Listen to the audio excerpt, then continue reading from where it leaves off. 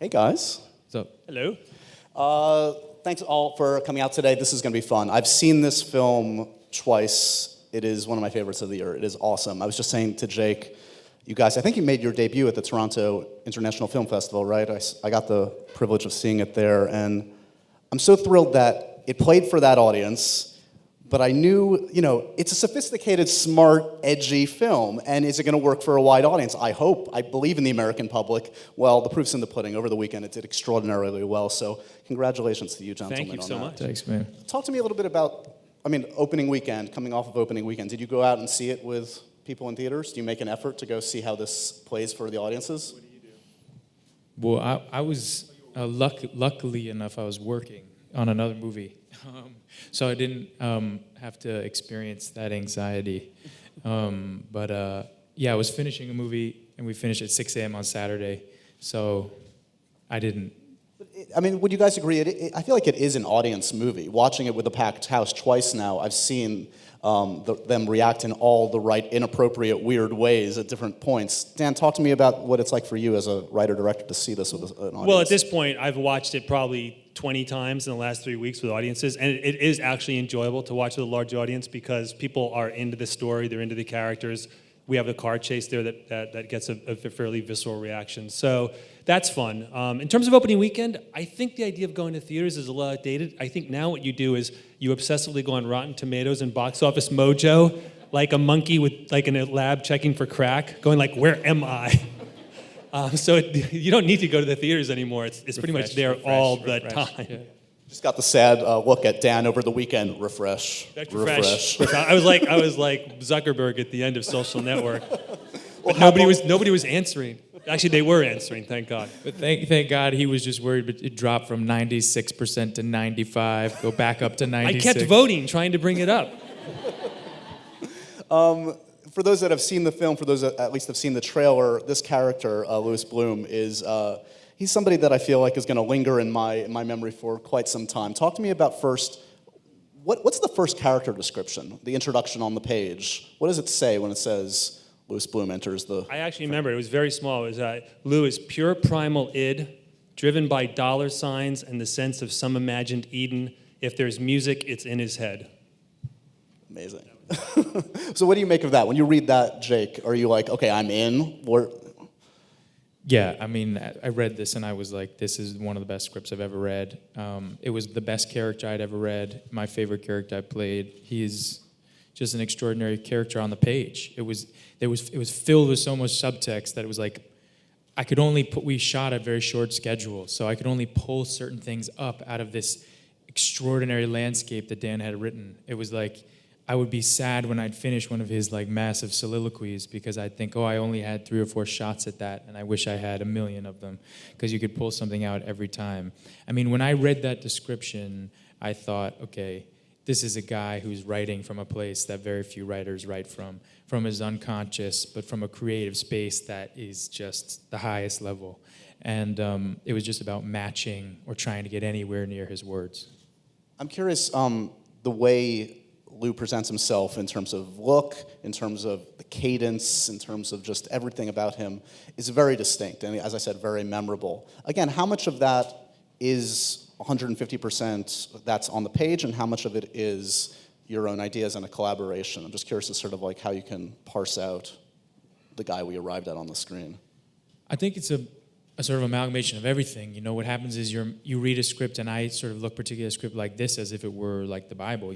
It's Lou's Bible. There are clues in there everywhere. The very first line he says in the movie is, "I was under the opinion that this was a detour," which is like the strangest thing. But if you say it fast enough, it kind of goes past as if it was, "I was under the assumption," which is so different than an opinion. And so in dissecting the words, I started to discover who this guy was, and I memorized the whole script like a play, so that I was able to kind of pull up these speeches and things he said in scenes at any time. Not only because the production was so short and we would lose the location, then we'd have to go shoot something else that wasn't planned, but also just because it gave me a huge insight into who he was. And then that led to discoveries all out in the world. my eye would see things I wouldn't normally see because I was working on speeches. I'd be driving a car, I'd be going on a run or something, and I'd be reciting speeches, and all of a sudden I'd see somebody who looked like Lou to me, and I would take a picture, and I would send it to Dan, and we would then take a piece or an item of his clothing or the way he did his hair or whatever, and then we would put it in to the character. So for this, it was a 2 or 3 month process of really trying to kind of bring him ideas, let my imagination run wild from the words that he had written, and then we kind of sorted through them and created this guy. For you, Dan, as the writer and filmmaker behind this, I mean, what are you looking for in a actor to play this role? I mean, it's a fine line for any actor, I would think, because this is our protagonist, this is our hero. He's clearly an anti-hero. He's a screwed up individual, yet you find yourself kind of on this journey with him, rooting for him maybe at times, and also horrified by him at times. So I guess what's in the box that an actor has to bring to successfully accomplish a role like this? I wasn't paid to write the script. I wrote it for myself. It's very personal. There's a lot of themes and ideas that are important to it. But as I started to see the way the narrative is working, it's a high wire act, because my biggest concern when I was writing the film was that people in the audience, I never wanted them to ever say, oh, I know what this is. This is a movie about a psychopath, or this is a movie about a sociopath. I felt the second they did that, several dozen doors would close that we wouldn't be able to allow to explore. So I knew when I finished the script, this was a high wire act for an actor. So I was looking for an actor on this most base level, somebody who's age appropriate, so who's physically fits the part. But there were very, very, very few actors who were capable of bringing Lou to life in a way that would allow the audience to stay connected. Because if you've seen the film, and you've seen it twice, there's a very powerful attraction you have for this character, regardless of what he's really doing on the screen. And that's a testament to the full immersion that Jake brought to this process of creating a character. And when Jake says, like, I'd see somebody walking down the street, it would be something as small as look at the pocket shape on his shirt. That's something that Lou might have. I'm looking at your glasses, like, look at the rims on those glasses. That's something. So we there spent. was like this. I remember I was watching Charlie Rose, and there was this artist JR on Charlie Rose. I don't know if you know his work, and JR always wears sunglasses when he's talking. And I was watching him, and I was like, Lou's an artist, you know? That is what he is. To me, when I was playing him, he was an artist. He was searching for the beauty of these scenes that he went to. And I was like, oh, those sunglasses. And I just stole them from JR. It's fascinating, too, because it's weird. It's in that it's a character study, yet you deny the audience a backstory. There are some hints that you can maybe intuit about his backstory. Was that always in the script? Were there times where was there an effort or thought to maybe fill in the audience a little bit more, or was the task always to make him a bit enigmatic and mysterious in that way? It was in the script, because I write studio films as well, and there's this endless debate of everything needs to be explained and everything needs to be known, and you have a preview, and if it's not understood, you have to go back and reshoot. So I think we've lost something by explaining so much to the audience. I think when you watch a film like this with so little backstory, the audience will start to subconsciously supply a backstory, and you have a dialogue between the viewer and the film that you often don't get. I think it's a very powerful part of watching a film or even listening to a story, and I believe it's something that I wanted to get back to more by not giving a backstory. Jake and I discussed the backstory, and you probably had a fairly detailed, or some detailed backstory in your own head. Yeah, I mean, but I agree with Dan.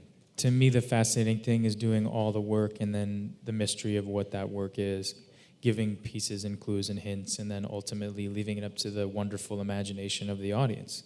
I mean, I think respecting an audience is what both Dan and I, where we both connect, where we try and create question marks and clues that aren't always filled in so that someone can participate and enjoy themselves and put their own mind into it. That's where I think literature and movies can actually come closest, where we use our own imagination.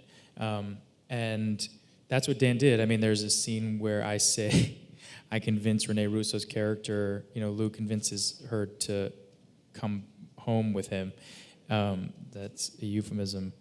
They hook up. You never see it. Yeah, you never see it. And so many people have been like, what do they do in there? Like, what happens? And it's like, the way people ask it, like, I'm like, you're a pervert? You're not? Well, you seem like a nice person. Do you know what I mean? But it's really interesting, and I think that is illuminating. Really, really interesting.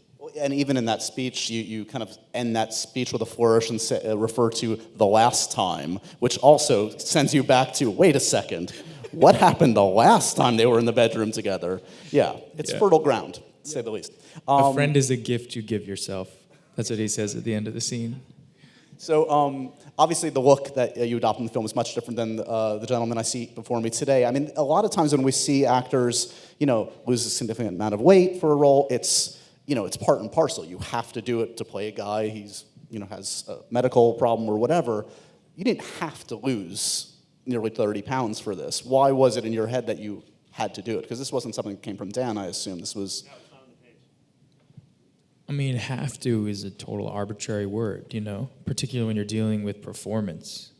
Inspiration, and I don't mean to be lofty, but it's like inspiration comes from all over the place. I knew that there had to be a question in the audience's mind as to that sort of oddness to Lou. And I knew, too, that when he delivers these things and he does certain things, you're still going to have to have a place in you that cares for him, wants him to succeed. And so it was balancing that always. And so I was just trying to find different elements, not just in behavior, but also in physical world. That the physical world, when you see somebody a certain way and you go like, I think that what's up with them or what's going on with them? And I work with an extraordinary makeup artist who I think is amazing, who's all about character and about continuity of like the feelings of a character, as opposed to, this person was like didn't sleep much, so we're going to put circles under their eyes. But it's sort of, what is the storytelling? How do we help the story? That's the thing that I think sets apart, for instance, Robert Elswit, who shot this movie. He's a storyteller even more than he is one of the best cinematographers in the world. And so to me, I just try and ask myself about the story and how I can best tell it. And the weight loss was about trying to show a guy who was figuratively and literally hungry and to help that story along. Not just, the story calls for him to be, it was something sort of more subtextual. I feel like we should talk a little bit about also the slice of life that this captures in the world that you're depicting here, because this is a world that does obviously exist, these videographers. Talk to me a little bit about, Dan, I guess, what first fascinated you about this particular occupation, this particular lifestyle that you thought lent itself to a film. I live in Los Angeles, and a couple of years ago I heard about these people who go around at night and they drive around and compete against each other to film crime and crashes, and then they sell it in a bargaining way at this 5 o'clock news in the morning. I just thought it was a fascinating world for a story, but it wasn't until I came up with the character of Lou and saw how he plugged into the story that I realized it was a vehicle for something bigger. It was a vehicle to explore somebody who succeeds for all the wrong reasons, and how we live in a world that creates somebody like this and ultimately rewards them every step of the way. My brother Tony, who's a producer, said, this character is really sort of somebody we ordered. We ordered this character up. He's a product of the world. And so it was just, as a screenwriter, everything's about crime. And you think, okay, there's the police and the fire department and there's the judicial system. And then suddenly it turns out that these guys with cameras that are standing 10 feet away filming that nobody's ever looked at before. So as a screenwriter, just a storyteller, you go, that's new. I've never seen that before. You're always looking for a unique world. Talk to me a little bit about genre, because I feel like the best films often defy an easy box to put it in, and I think I would count this as something like that, because as I said before, it's character study, it's thriller. I mean, you have a car chase in here that both times I've seen it the audience has spontaneously applauded at the end of a car chase, and that's a rarity. And I think it's also actually amazingly funny. It's a great dark black comedy. Right. I've talked to many filmmakers about that balance. That's an insane, again, high wire act, to use a term we used earlier. Do you think about it in genre terms, in terms of what it is first and foremost, or is it just character leads into whatever? I never think about genre. I never think about act breaks. I'm not formalized in that way, so I never thought about before. And in terms of the humor, because people have asked us about the humor, we never had a discussion about whether something should be. We never went for comedy. The comedy sort of grew out of the performance. Yeah, I mean that's just the writing. He wrote these absurd soliloquies and the commitment towards them and the belief that this characters believes them. And yeah, it's genre defying because I think it's really smart. I mean, that's it's the smart genre. It's the smart genre. Yeah. But entertaining as well. Yeah. Is this a harder one than usual to shake off, Jake? I mean, again, what you changed about your body, that's one physical manifestation. You don't gain the 25 pounds back the next day, so you're looking at them for a little while. But also, again, that cadence, I know you're kind of living this part. Give me a sense of sort of what it was like to kind of like go from, 120 miles an hour and then the next day on to the next thing. Well, I mean, there's just the chemical stuff of like being up all nights or shooting all nights and then not eating a lot of food, which inevitably, puts you in a sort of mind frame and takes you a number of weeks, if not months, to sort of get back into your normal state of things. There's also just the focus that it took to, prep the movie and to get it made, which was a very intense process. But, the words are always with me. They don't leave me. I mean, I've done a number of interviews recently where I can't help but say lose dialogue because it's like, is this a shot? Can I do it again? It stays with me forever. I mean, those things kind of never go away. And I love that about it because I always have to ask myself, I mean, I think that acting is a strange profession in a lot of ways, but I also think it helps you, can practice empathy with it. And so as a result, I see that there's a part of myself that I share with Lou, this piece that has illuminated things in myself that, maybe I love or maybe I don't so much. And that's the cool thing about playing him.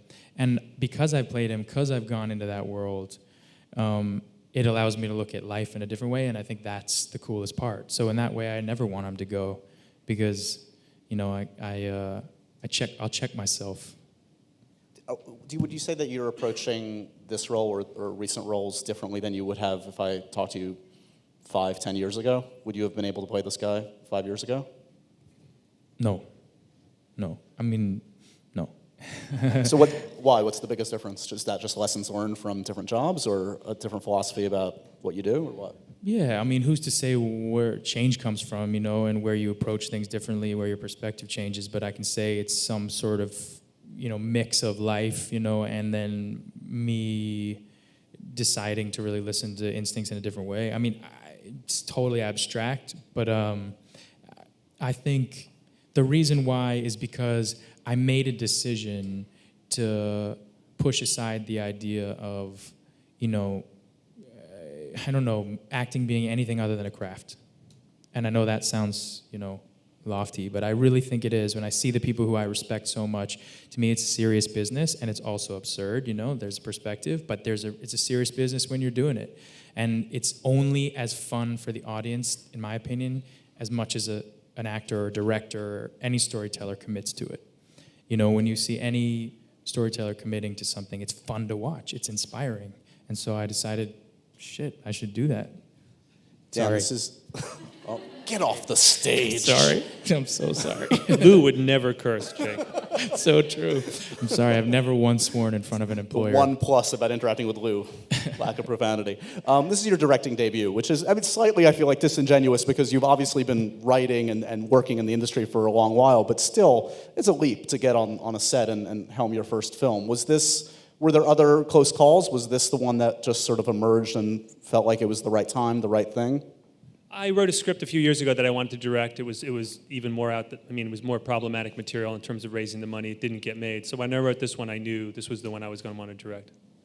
You obviously work, for those that don't know, Renee Russo, who we should also say is amazing in this film, is Dan's wife. You work with two of your brothers on this one.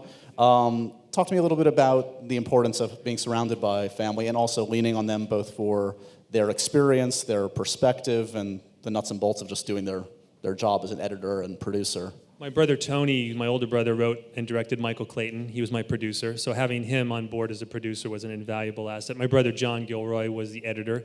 He's a wonderful editor. So to work with your family, if you get along with your family, is an amazing experience on a professional level and on a personal level. And working with Renee and I collaborate almost every day. I give her my scripts that she reads from an actor's standpoint, and actors will almost always improve your dialogue. But I'm not talking about this film. I'm just talking about in a meta sense. But actors... Dan's like, I heard it in a different way, but yeah, you did a good job. No, Jake, actually, oddly, Jake never changed a word of the script, so we never had any discussion. So actually, it didn't apply to this film. But Renee and I collaborate, so to get on the set and work with her was just a continuation of what we do at home. We're going to open it up to questions in just a second, but a couple more here for you guys. I assume you've probably showed this. I know you had a consultant, actual Nightcrawlers, quote unquote. What do they make of what you've produced here? Do they feel on the spot indicted, or are they pleased with what you've done? They were extremely excited to see the film. We showed it to them a few weeks ago, and our technical advisors who are stringers/Nightcrawlers loved it. And they brought another stringer along who I had met before, who actually is so into stringing, he rolled up his sleeve, he has the entire Los Angeles freeway system tattooed on his forearm. And there's no small number of freeways in Los Angeles, so his entire arm is crisscrossed. Does he know about Google Maps? It's just right there. He had not heard of Google Maps, he had not heard of Waze, and when I told him, he cried. But no, they loved it. They loved it. They really did. Was the first time you saw this in Toronto? Or do you watch yourself on playback? I mean, give me a sense of sort of, again, do you detach from watching sort of what you're doing at the time, or do you wait? Yeah, well, I produced the movie too, so I would watch dailies, and I also watched a number of cuts of the film. So I saw it at very early stages, and then probably had seen it 5-6 times before it premiered in Toronto. When it premiered in Toronto, I hadn't seen the color timed and with full mix and everything. So that was really exciting, and I had never seen it with an audience, so that was pretty cool.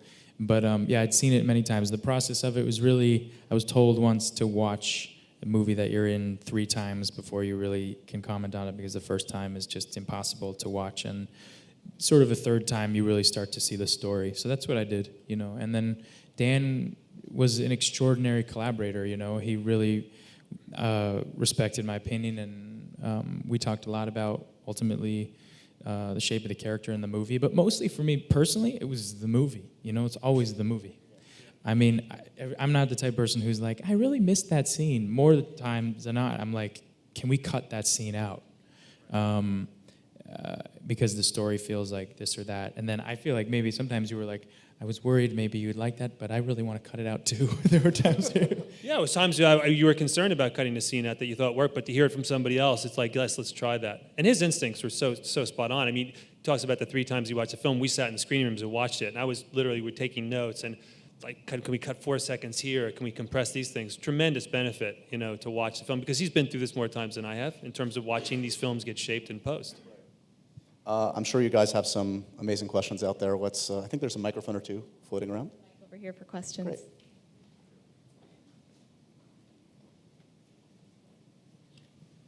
Hi, this question's for Jake. Big fan, kind of goes without saying. So your career pretty much runs the gamut in terms of what genres you've taken on. But I think my question would be, what role hasn't come across your desk yet that you wish would? Another movie with Dan. I'm putting the pressure on right now. No, I don't know. I don't really think that way. I just sort of, I kind of let go of that. There are stories I really would love to tell, but not a character specifically, because I think the time where you are in your life, sort of you gravitate towards something, things come to you, you have to listen to it. And a lot of times it's not about, I think for me, it's not about forcing myself into something I see as much as letting people sort of tell me something and then deciding from that. Because as an actor, you start by auditioning like over and over and over again, and people tell you at that point early in your career what they think you should do, And so I kind of have maintained that mentality. I think it becomes dangerous when you start sort of telling people the opposite. As an actor in particular, there's an objectivity and a subjectivity to the job. So there's no character that I really am like, oh, I just know when it comes, my instinct will tell me. That's it. Sorry. You're like, Hi, thank you both for being here. It's kind of piggybacking off her question. You've had such an amazing spectrum. What is the role or character that you feel has most changed you professionally and personally? Oh man, I was gonna swear again.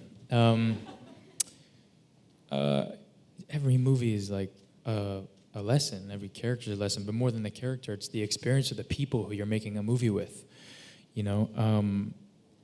But I would say I made this movie with David Fincher called Zodiac, and I would say that was a huge lesson for me, because I started to see that the actor's job in a movie is to service completely a director's vision and to try and come in every day with more than what the director expected from the part or from the scene, to try and impress as much as possible, and to go beyond expectations. So that movie, because David Fincher as a filmmaker is irrepressible and extraordinary, and his vision is singular.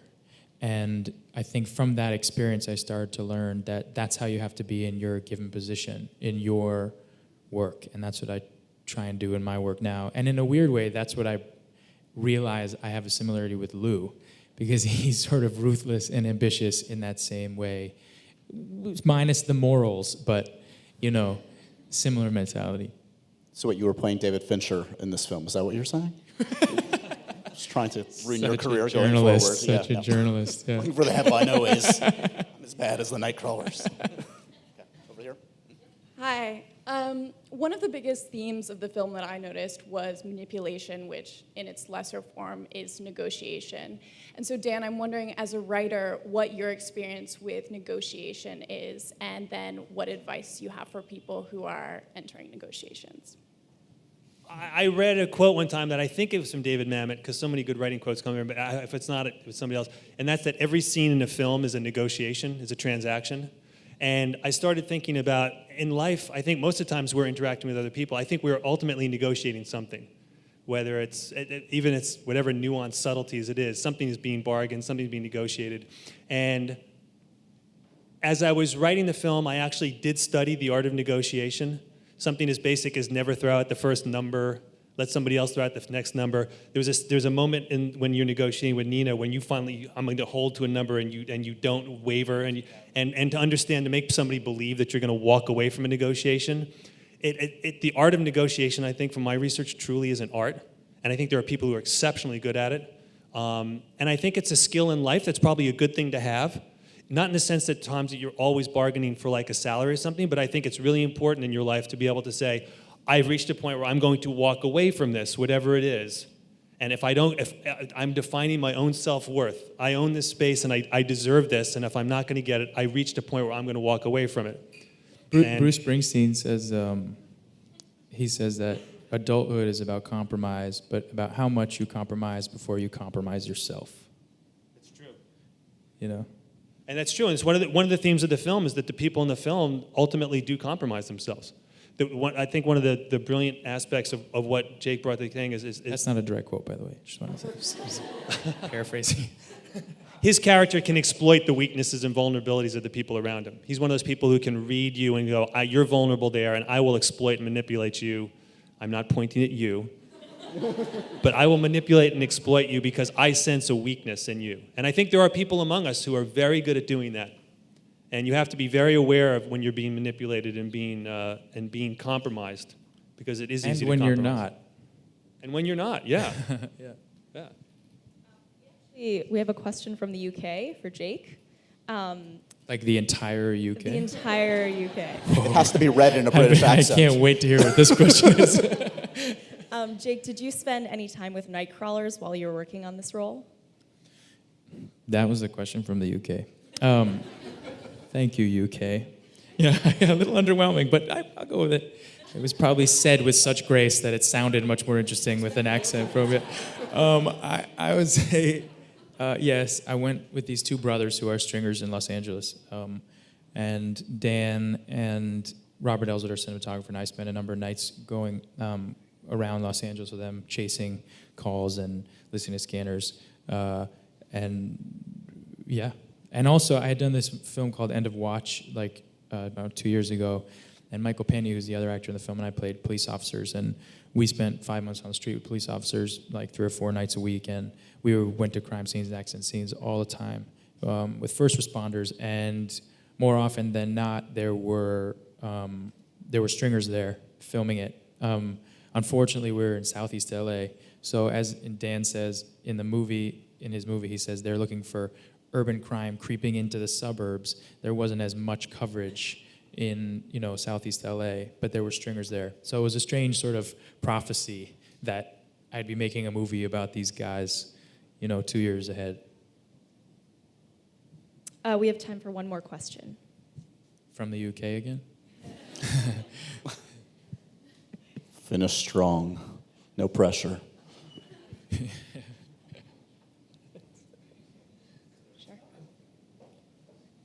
Hey, Jay. So you said that you learned a lot from this character, Lou, about yourself. What was the most surprising thing that you learned, and how is that going to make you a better actor moving forward? Well, I've toyed around a lot with writing and how you could maybe make a really good movie out of writing that isn't as strong, or you could make not a great movie out of a great script. One of the things I learned from this movie in particular is that when you have an extraordinary screenplay, you can do anything.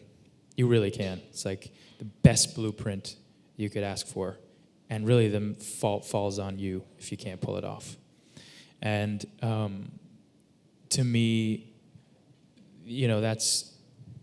that's one of the things I learned from playing the character. But in terms of what I share with him, I think that, drive and ambition, belief, trying to get a story, to try and tell a story, to try and tell it in an original way is essential. Drive in every profession.